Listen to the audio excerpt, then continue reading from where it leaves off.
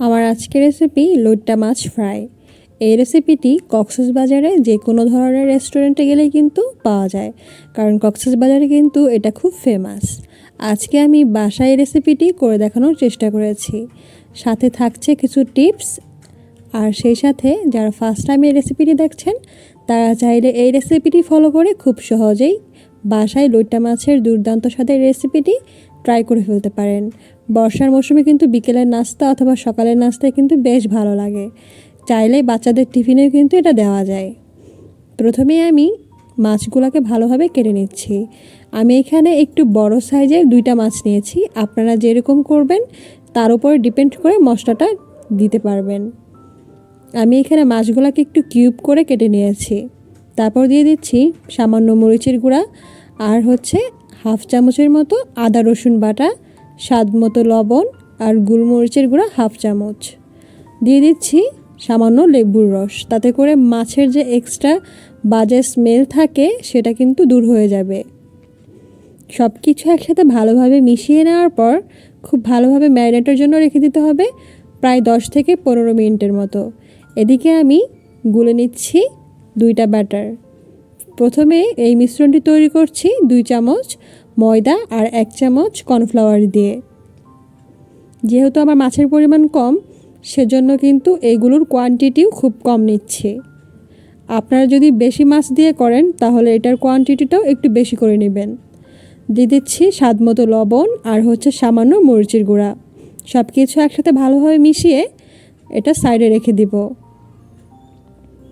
এখন চলে যাব থার্ড স্টেপে কোনো কিছুই না, জাস্ট ময়দাটা আর সামান্য পানির সাথে ভালোভাবে মিশ্রণ রেডি করে নিতে পারেন। আপনারা চাইলে এটার পরিবর্তে ডিম দিয়ে করতে পারেন, তবে আমার কাছে মনে হয় মাছের যে ফ্লেভারটা সেটা যদি ডিম দিয়ে করা হয় তাহলে আর মাছের ফ্লেভারটা থাকে না।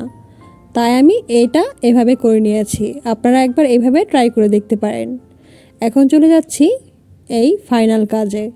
প্রথমে আমি মাছটাকে ময়দার মিশ্রণে ভালোভাবে গড়িয়ে নেওয়ার পর এটার লিকুইড ব্যাটারটাতে ভালোভাবে মিশিয়ে নেওয়ার পর আবারও কিন্তু ময়দার মিশ্রণটিতে ভালোভাবে ঘুরিয়ে চেপে চেপে নিচ্ছি।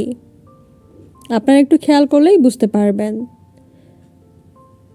যদি ডিম দিয়ে করেন এই ক্ষেত্রে কিন্তু ডিমটাকে এভাবে ভালোভাবে মিক্সার করে নিতে পারেন। আমি কিন্তু ডিম দেইনি, তাই ময়দা দিয়ে কাজটা করে নিচ্ছি। মাছের ফ্লেভারটা পারফেক্ট রাখার জন্য ডিমটাকে অ্যাভয়েড করাই ভালো, আমি যেটা মনে করি। অনেকে আছে লইট্টা মাছ ফ্রাই করে থাকে, ডিরেক্ট ময়দার মিশ্রণটি মিশিয়ে ভালোভাবে মাখিয়ে নিয়ে ভেজে ফেলে, অথবা অনেকেই করে থাকে বেগুনির মতো করে।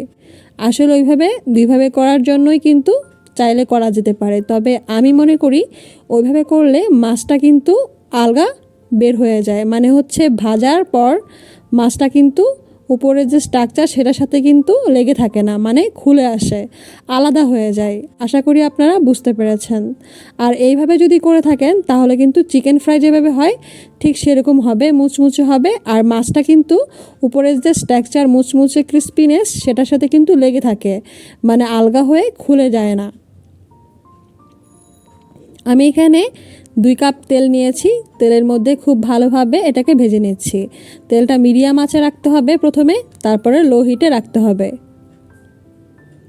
উল্টে পাল্টে 5 থেকে 7 মিনিটের মতো ভেজে নিলেই কিন্তু এটা রেডি হয়ে যাবে। সাথে চাইলে একটু ক্রিস্পিনেসের জন্য বেকিং পাউডার দিতে পারেন, তবে স্বাস্থ্যসম্মত খেতে চাইলে সেটা অ্যাভয়েড করাই ভালো।